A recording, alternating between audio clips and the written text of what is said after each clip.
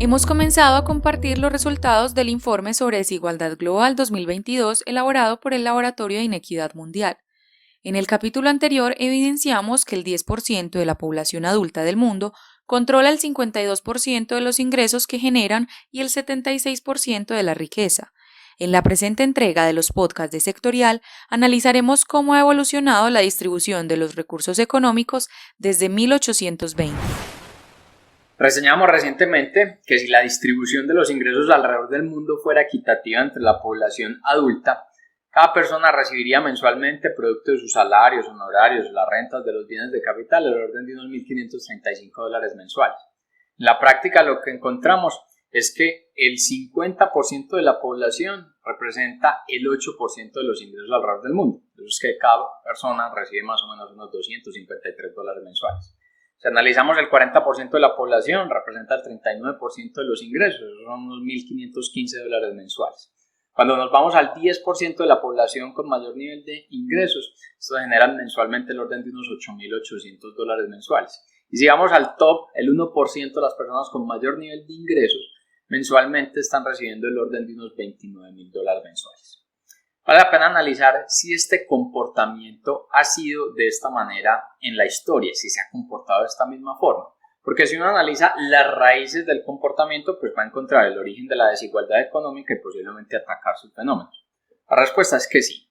Si analizamos entre 1820 y el 2020, el 10% de la población ha controlado entre el 50 y el 60% de los ingresos, mientras que en ese mismo periodo el 50% de las personas ha tenido entre un 5 y un 15%. Levemente se han dado unos matices en la última década. Estamos hablando que en el 2000 el 50% de la población tenía el 6% de los ingresos, para el 2020 incrementó al 8%. El 40% de la población tenía el 34% en el 2000 y pasó a un 39% en el 2020. Eso producto de los impactos de la crisis del 2008 que tuvo una mayor afectación en las riquezas de la población con mayores niveles de recursos. Sin embargo, esto no marca una tendencia en que la distribución de ingresos vaya a ser posteriormente de una manera equitativa o generar una igualdad. Incluso en palabras de los autores de este reporte, recordemos que el reporte es el análisis de desigualdad global que se presentó en el 2022, donde sus autores son principalmente economistas de Francia, ahí está Thomas Piketty, dice que el comportamiento del mundo en materia de desigualdad económica es semejante a ver un Sudáfrica de una gran dimensión. Ahora bien, ¿qué pasa si vamos refinando un poco este análisis y nos vamos al 1% de la población, aquellos que tienen el mayor nivel de ingresos?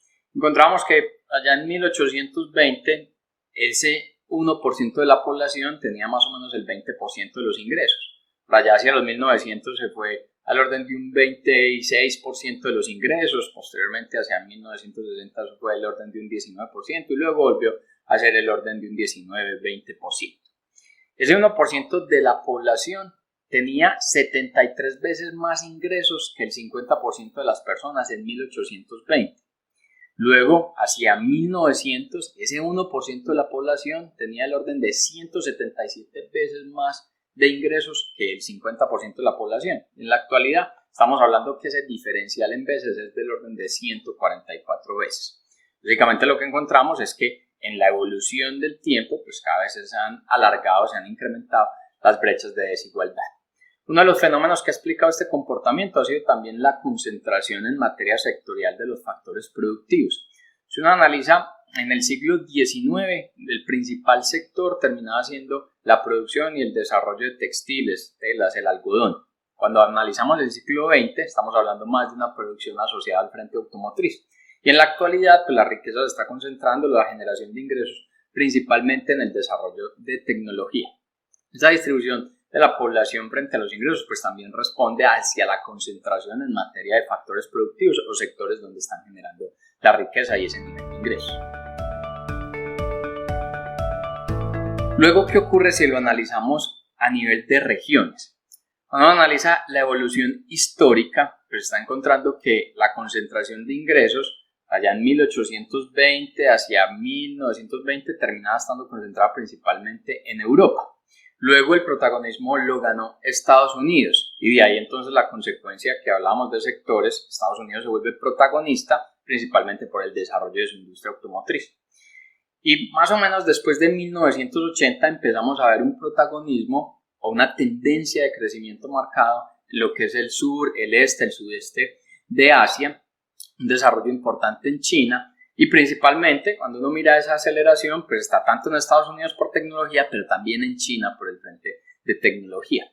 Ese comportamiento entonces también que nos está mostrando en la tendencia histórica y es que por allá en 1820 que tenía el protagonismo Europa, pues ese protagonismo lo perdió después de lo que fue la Primera Guerra Mundial. Ahí luego gana un protagonismo Estados Unidos, tiene una disputa con Europa y recientemente pues estamos viendo que las mayores tendencias en crecimiento terminan estando en China. Independiente de este tipo de tendencias o de análisis, básicamente lo que uno encuentra es que el comportamiento de desigualdad pues termina radicando en factores políticos, en factores institucionales e ideológicos frente al empoderamiento y la distribución de las clases sociales. Si uno mira una tendencia de comportamiento futuro, pues no va a encontrar mayores elementos que puedan marcar un cambio porque estas bases se siguen manteniendo.